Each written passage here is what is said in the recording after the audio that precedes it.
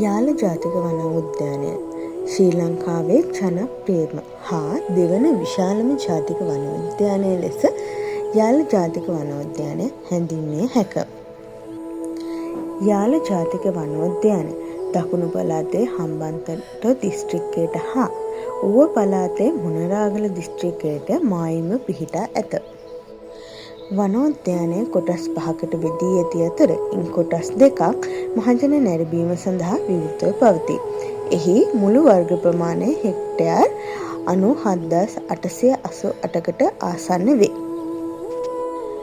එහි විවිධ පරිසර පද්ධති රැසක් තිබේ. යාල ජාතික වනෝද්‍යානය එහි ඇති සත්ත්ව විශේෂවල විවිධත්වය සහ ඝනත්වය නිසා ලෝක ප්‍රසිද්ධියක් උසුලයි.